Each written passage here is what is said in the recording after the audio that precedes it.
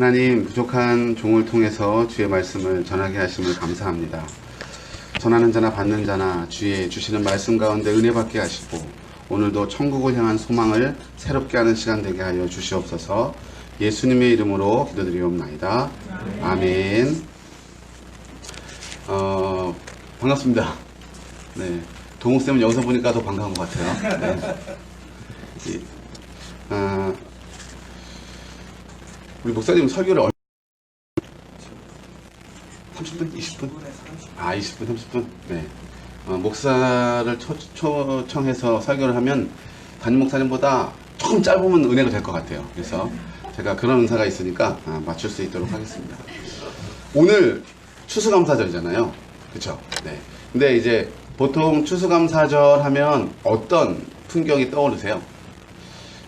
이제 교회 강단에 보면 이제 뭐 호박, 큰 호박, 뭐 커다란 무, 그리고 귤, 참외 이런 것들로 가득 채우잖아요.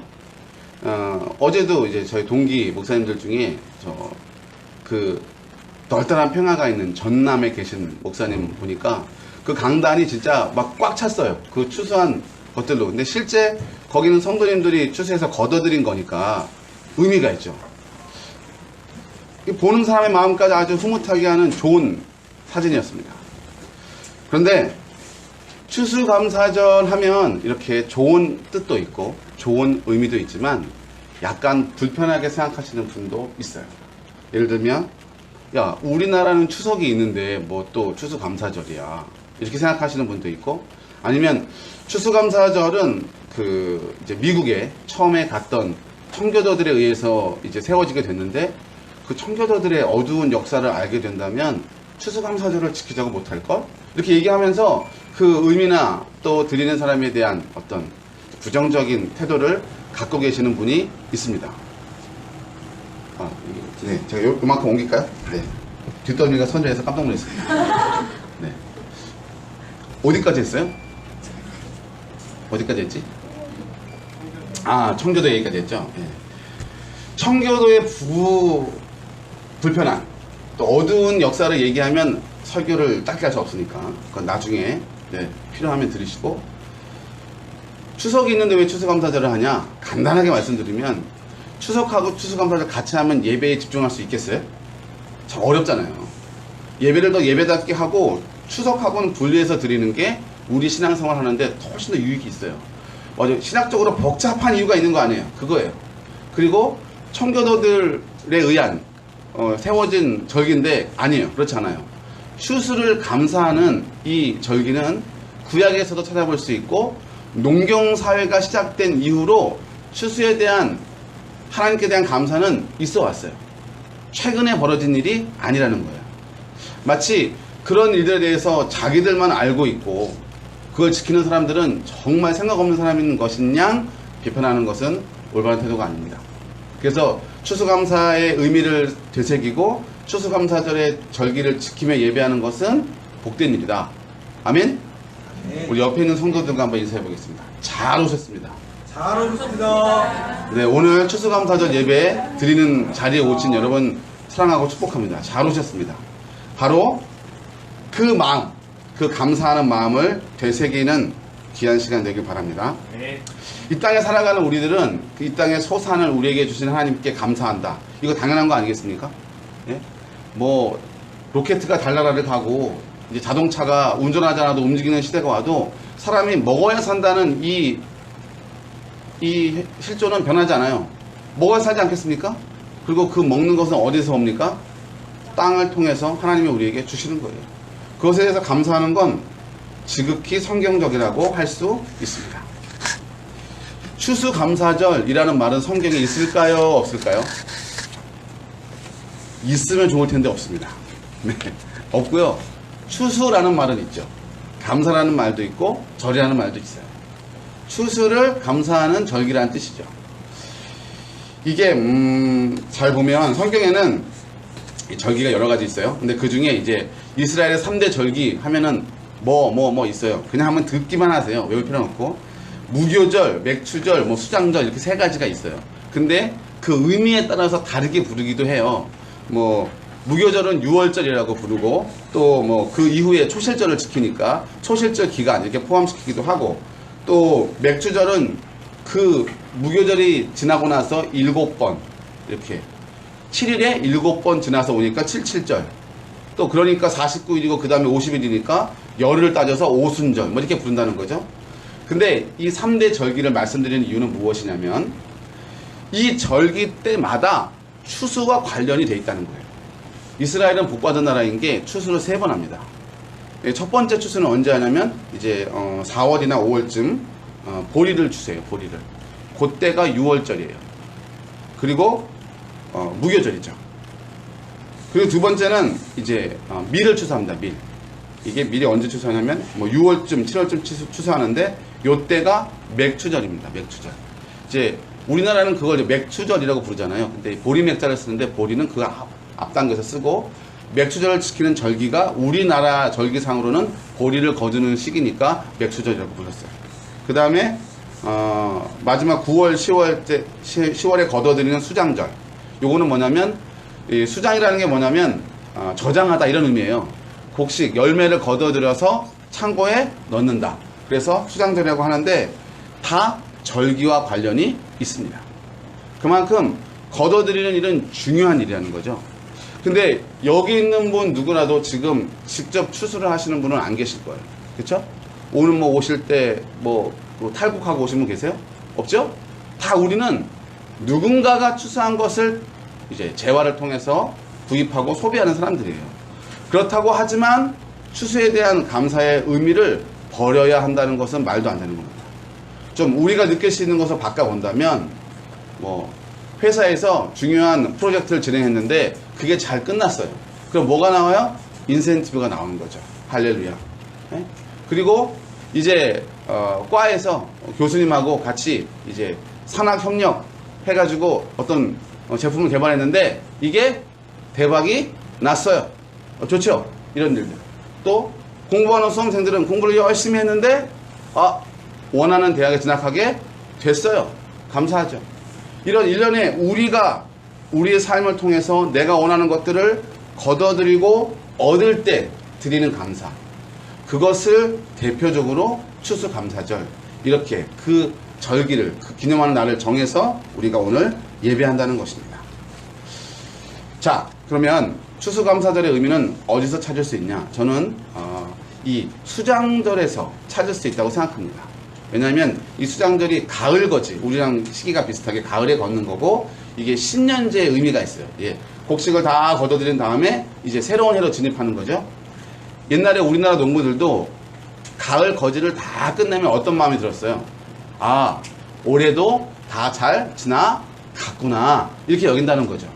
옛날에 우리 어머니들, 저는 뭐 그런 세대는 아닙니다. 그렇게 나이가 많지는 않아요. 김장을 해가지고 김장 김치를 냉장고에 꽉꽉 채워놓으면 어때요? 마음이 든든하잖아요. 이제 사위가 와도 두렵지 않고 맛있는 김치 내주면 되고, 또 부엌 광 옆에 연탄을 꽉 채워놓으면 어때요? 따뜻합니다. 마음이. 그런 마음을 갖게 되는 거죠. 갖게 되는 거예요. 수장절은 바로 그런 날이에요. 그런데 수장절을 수장절이라고만 부르지 않고 초막절이라고 부릅니다. 열매를 거둬들여서 창고에 드리는 수장절을 왜 초막절로 부르느냐? 그렇게 다 기뻐할 그때 하나님이 어떤 절기를 주시냐면 광야로 나가서 장막을 짓고, 이제 뭐 장막절이라고 하는데 원래 이스라엘 사람들은 이렇게 나무, 가지 이런 걸로 지었다고 해요. 그래서 초막이라고 부르는 거예요. 풀로 지었기 때문에. 거기서 일주일을 사는 거예요. 캠핑을 하는 거죠. 캠핑. 좋게 얘기하면 캠핑인데, 곡식을 거둬들여서 기뻐하고 막 먹고 이렇게 할 것 같은데 하나님은 뭘 하라는 거예요? 그건 놔두고 광야로 나가서 한 대 짬을 자라는 거예요. 왜? 너희가 어디서 왔는지, 누가 너희를 이끌었는지, 너희의 조상들이 어떻게 광야를 지나오고 그곳에서 살아냈는지를 잊지 말고 기억하라는 거예요. 왜 풍성한 수확이 넘치는, 기쁨이 넘치는 추수감사절, 이 수장절에 어려웠던 광야를 기억하라고 하실까요? 레위기 19장 9절에서 10절에 보면 너희가 너희 땅에서 곡식을 다 거둘 때, 추수를 할 때 모퉁이에 있는 것은 추수하지 말고 걷어들이다 땅에 떨어진 건 줍지 말라는 거예요. 왜? 나그네나 과부나 어려운 이웃들이 그것을 통해서 삶을 이어갈 수 있도록. 아마 넉넉할 때 욕심껏 가지려는 사람의 마음이, 죄악된 마음이 분명히 있습니다. 그러나 하나님은 그 욕심을 차단시키고 하나님이 주시는 풍성한 수확의 기쁨을 그 이웃과 사회와 더불어 나누라고 우리에게 말씀하고 계시는 것입니다.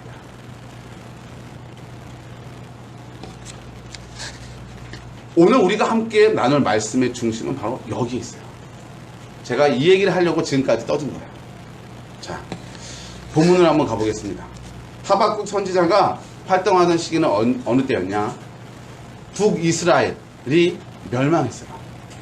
그리고 남유다도 국운이 기울어 가던 시대였어요. 근동의 절대 강자였던 아수르나 애굽이 쇠퇴하던 시기, 신흥 바벨론 제국이 성장하던 시기예요. 그리고 한번 상상해 보세요. 갑자기 호주가 미국하고 전쟁을 하더니 이겨버리는 거예요. 러시아랑 또 전쟁하더니 이겨버리고 중국이랑 전쟁하더니 이겨버려. 이거 말도 안 되죠? 근데 사람들이 그렇게 느낄 만큼 바벨론은 저쪽 변방에 저 구석에 있던 나라였는데 북방의 패자였던 아수르를 패퇴시키고 이 중동의 패자였던 애굽도 패퇴시킨 거예요. 갈드미스 전투. 바로 누구가 올라갈 때 이 유다의 왕은 올라갔다가 전사하게 되고 이런 일들이 막 벌어지게 되는 거예요. 그래서 정말 한치 앞이 불안한 이런 시기. 그럴 때 하박국 선지자는 하나님께 두 가지 질문을 합니다. 이제 하박국서를 요약하는 거예요. 첫 번째 질문은 뭐냐? 하나님, 왜 하나님의 선민이 이렇게 죄악으로 타락하도록 놔두십니까? 이게 첫 번째 질문이에요. 하나님을 택하셨으면서 왜 이렇게 타락하도록 두시는 겁니까? 두 번째 질문은 뭡니까? 두 번째 질문이 뭡니다. 좋습니다, 하나님. 선민이 타락했습니다. 아니, 그래도 그렇지. 이방인, 그것도 그렇게, 폐역무도하고, 하나님도 모르는 그 갈대아인들, 바벨론 사람들을 불러서 이 나라를 이렇게 멸망시키는 것이 옳습니까? 이런 질문이 있어요. 이게 하박국서 1장과 2장에 나오는 질문이에요. 지금도 국제 정세가 복잡하고, 정권이 보수고 진보고 난리잖아요. 이게 왔다 갔다. 요 정도만 사람이 흔들어도 사람들은 정신없다고 하는데 이 시대는 진짜 힘든 시기였어요. 어려운 시기였어요. 하나님은 그 어려운 때에 분명하게 말씀하십니다. 뭐라고 말씀하셨냐면 첫 번째 질문에는 이렇게 답하셨어요. 선민이든 선민이 아니든 악을 행한 악한 자는 하나님이 정하신 심판의 때에 반드시 심판하겠다 말씀하셨습니다. 가끔 애들을 이제 키우다 보면 여기 어머니도 계시죠? 저도 애들이 있는데 이럴 때가 있어요. 아, 내가 너무 엄한 아버지라서 좀 애들이 힘들어할 수도 있겠다 이런 생각이 들어서 좀 유하게 이렇게 하고 싶을 때가 있는데 이렇게 유하게 하면 애들이 아버지가 나를 참아주시고 하는구나, 더 잘해야지 이렇게 느끼면 좋은데 보통 인간의 마음은 어떤 식으로 움직이죠? 더 나태해지는 쪽, 또 아빠가 안 하니까 괜찮은데 해도 되나 보다 이런 쪽으로 가는 거죠.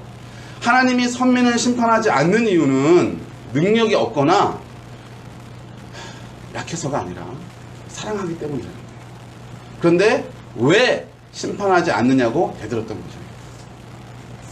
두 번째 질문에 대한 답입니다. 그 너무하는 거 아닙니까?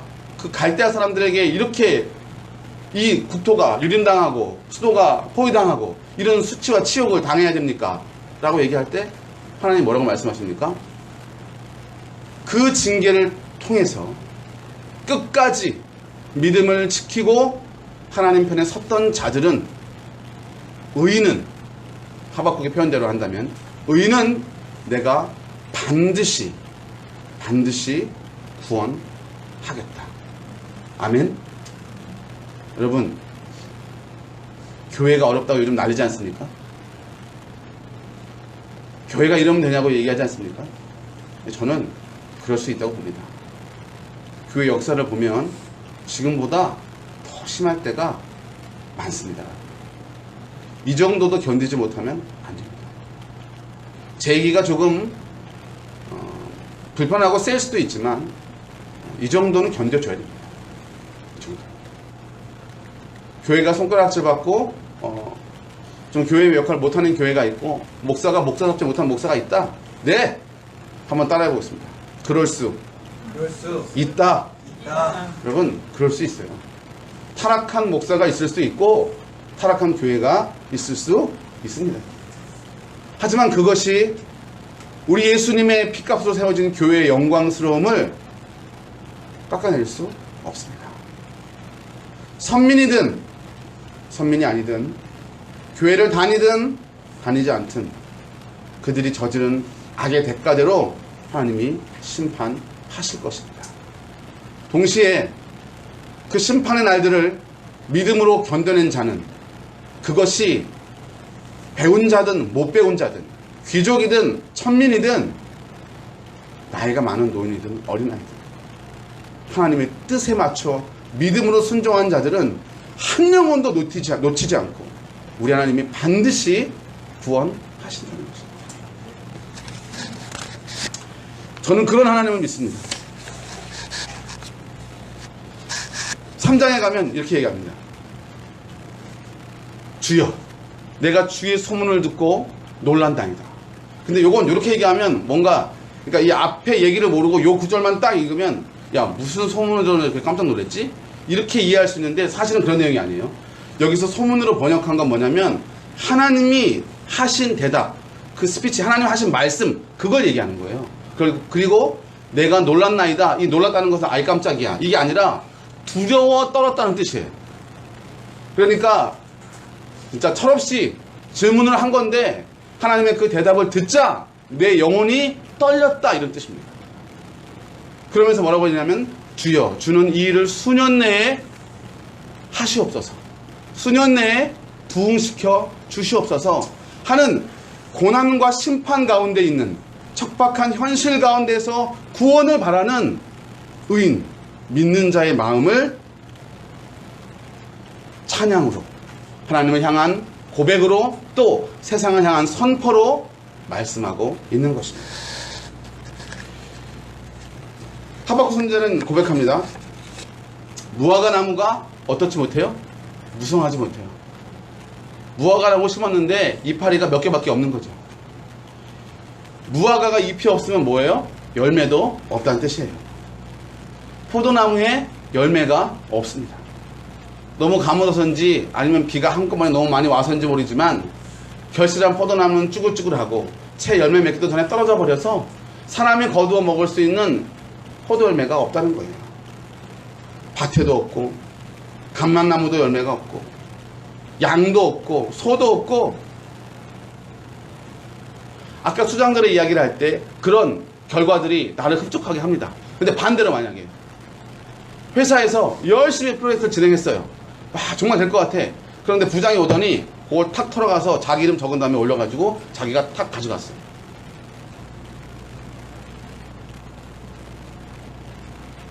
산학협력한다고 열심히 개발했는데, 연구 개발했는데 정책이 바뀐다고 다 없던 걸로 하답니다. 갑자기. 공부를 1년 내내 죽으라고 했는데 수능날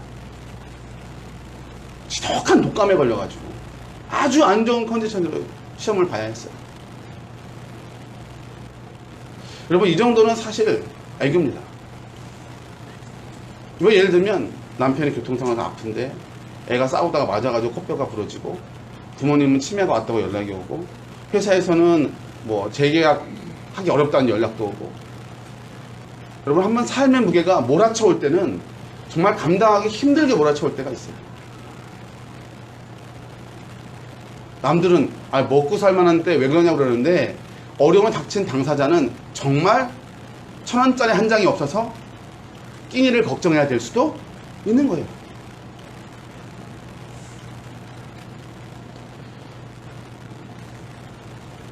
하박국에게 바뀐 건 없어요. 여전히 상황은 어렵고 앞은 보이지 않습니다. 이 나라가 어떻게 될지 몰라요. 그런데 하나님께 거친 어조로 항변하듯이 질문했던 하박국 선지자가 이제는 하나님을 향해서 이런 고백을 한다는 거예요. 제가 설교를 참 잘해가지고 여러분이 다 은혜 받고 오늘 딱 돌아가서부터 하나님 말씀으로 충만해가지고 막 착하게 열심히 신령하게 살면 얼마나 좋겠습니까? 근데 우리가 오늘 예배를 드리고 문 밖을 나가도 내 현실은 변하지 않습니다. 이 대목에서 잠깐 제 소개를 하겠습니다. 저는 이제 이렇게 주보를 한번 만들어 봤어요. 저희도 지저스 처치 성인교회로 이렇게 만들어서 이 주보는 저희가 계속 사용하고 있는 주보인데 이렇게 로고를 주셔서 저도 로고를 한번 같이 공유해 봤습니다. 저희 성인교회가 지저스 처치의 형제교회 얼라이언스 처치로 함께 동역하게 돼서 기쁘게 생각하고요. 또 제가 JC 사회적 협동조합 국장 또 이 작은 교회들의 음양 문제들을 해결해주는 음양 봉사 단체 혹은 또 중고등부 작은 교회들의 중고등부 연합수련회를 이끌어가는 스페르마 이런 사역들을 하고 있습니다. 근데 중요한 건 저는 그리 별 볼 일이 없다는 거예요. 제가 노래를 잘하신다고 했는데 제가 찬양 인도를 하는 이유는 단 한 가지입니다. 저렇게 노래를 못해도 찬양 인도 하는구나. 이렇게 사람들이 은혜 받게 하려고 하나님이 저를 쓰시는 거예요. 그리고 제가 기타도 좀 칠 줄 알고 하는데 저렇게 못 쳐도 그냥 치는구나 이렇게 할 수 있는 거죠. 그래서 하나님이 저를 쓰시는 거예요. 저는 한 20년 정도 부교육자 생활을 하고 이제 교회를 가정에서 개척했습니다. 그러다가 중국에서 2년 정도 제가 자비랑 선교를 했어요. 근데 그리고 급하게 돌아왔어요. 상황 때문에. 근데 그게 항상 마음이 어려웠어요. 그래서 두고 온 형제들도 아쉽고 그 사명이 불편해서 다시 갔습니다. 그래서 한 3개월 정도 다시 마무리하고 같이 쫓겨났어요. 같이 이렇게 했어요. 그리고 예배 장소를 어떻게 얻었습니다. 얻어서 예배를 시작하게 됐는데 그 예배 장소에서도 또 쫓겨나게 됐어요. 그래서 집에서 또 예배를 드리게 되고 1년에 한 3년 4년 동안 그런 과정이 있었어요. 근데 제가 그 과정을 겪으면서 느낀 건 뭐냐면 참 내 밑바닥이 미천하구나. 양복을 입고 성경책을 들고 설교를 할 때는 뭔가 능력 있어 보이지만 정말 이런 상황 소출이 없고 외양간에 양도 없고 뭔가 기반이 있지 않은 아무것도 없는 상황에서 내가 할 수 있는 일이라는 건 정말 제한적이구나. 거기서도 내 마음이나 내 영혼이나 내 믿음의 이 밑바닥은 적어도 나는 목사니까 이렇게 깊을 거라고 생각했는데 참 얕구나 이런 걸 느꼈어요. 그리고 가족들하고 함께 신앙생활 할 때도 좀 잘하고 싶었고 또 당당하고 싶었고 행복하고 즐겁게 살고 싶었어요. 그래서 그런 척 했는데 마음은 쉽지 않았죠. 하지만 한 가지 분명한 건 뭐냐면 지금 이제 앞으로 이런 예배도 드리게 됐고 또 이런 사역도 하게 됐고 이렇게 됐지만 됐습니다 라고 얘기하는 이 자리 지금도 하나님은 신실하시지만 내 밑바닥이 보여서 참 나 스스로가 보잘것없다고 느껴지는 그때도 중국에서 쫓겨나와야 할 때도 또 예배 자리를 두고 나와야 할 때도 여전히 하나님은 신실하셨다는 겁니다. 아멘? 네.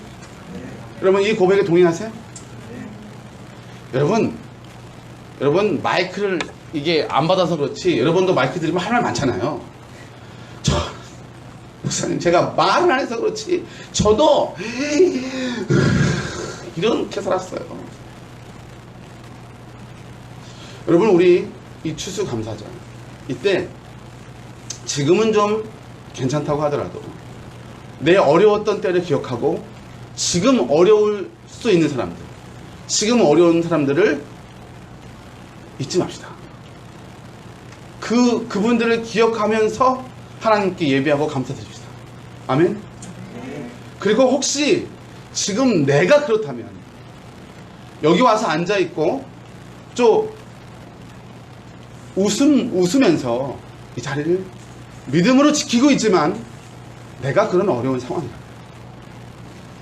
하나님은 여전히 신실하시고 나를 그 수렁에서 이끌어내서 나의 발을 사슴과 같이 하셔서 내가 소망하는 나의 높은 곳으로 나를 이끄실 것이다 하는 소망과 믿음 안에서 함께 감사하는 귀한 은혜가 있기를 주님의 이름으로 축복합니다. 말씀을 정리해 보겠습니다. 추수감사절은 그냥 많이 먹고 많이 마시고 또 내가 원하는 것을 많이 가졌으니까 기쁜 날이라고만 생각하지 말고 우리 선조들의 믿음을 어떻게 지켜왔는지 또 어려운 자들은 어떻게 그 삶을 이어가는지를 기억하고 그들과 함께 기뻐하는 날이었으면 좋겠습니다. 하박국서의 핵심 구절은 이겁니다. 보라 그의 마음에 정직하지 못하나 의인은 그의 믿음으로 말미암아 살리라. 아멘. 의인은 믿음으로 말미암아 살리라. 이 말씀은 사도 바울을 통해서 로마서에서 한 번 더 나타납니다. 복음에는 하나님의 의가 나타나서 믿음에서 믿음으로, 여기서 믿음은 구원에 이르게 하는 믿음을 이야기합니다. 기록된 바 오직 의인은 믿음으로 말미암아 살리라. 할렐루야. 여러분, 즐거워도 기뻐도 우리는 믿음으로 삽니다. 우리의 감사는 상황이 주는 감사가 아니에요. 아, 이만큼 가졌으니까 감사합니다. 아, 내가 이만큼 올라섰으니까 감사합니다. 남들과 비교해서 난 쟤보다 이만큼 나으니까 감사합니다. 이런 게 아니에요. 하나님을 향한 그 믿음, 신실하신 하나님을 향한 그 믿음에서 드리는 감사. 그래서 풍성할 때 감사할 수 있어요. 네. 하지만 어렵고 힘들 때도 감사할 수 있습니다. 내가 풍성할 때 나 혼자 감사한 게 아니라 어려운 사람들과 더불어 감사할 수 있습니다. 이것이 바로 우리가 추수감사절에 함께 드려야 할 하나님을 향한 우리의 고백이라는 것입니다. 우리의 감사는 한번 따라해 보겠습니다. 그리 아니하실지라도 그럼에도 불구하고 우리의 생각을 벗어나도 감사하는 것입니다. 그 말씀 한 구절 읽어드리고 말씀을 마치겠습니다. 데살로니가전서 5장 18절에 범사에 감사하라. 이것이 그리스도 예수 안에서 너희를 향하신 하나님의 뜻이니라. 여러분, 우리가 내 생각에 좋은 것, 상황이나 여건에 관한 감사만 한다면 그건 반쪽짜리입니다. 감사가 아니에요.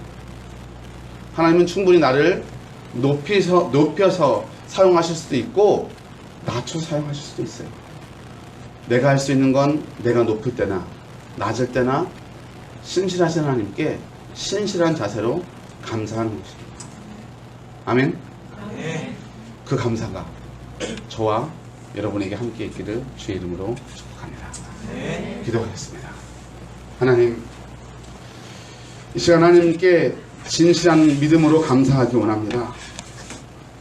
내가 가지고 있는 것 때문에 혹은 내가 남들보다 얄팍하게 좀 더 나은 것, 이곳으로 드리는 감사가 아니라 언제나 신실하게 우리의 삶을 이끌어 가시는 우리 하나님께 드리는 진정한 감사, 그 감사가 우리 믿음과 신앙의 고백이 되게 하여 주시옵소서. 예수님의 이름으로 기도드리옵나이다. 아멘.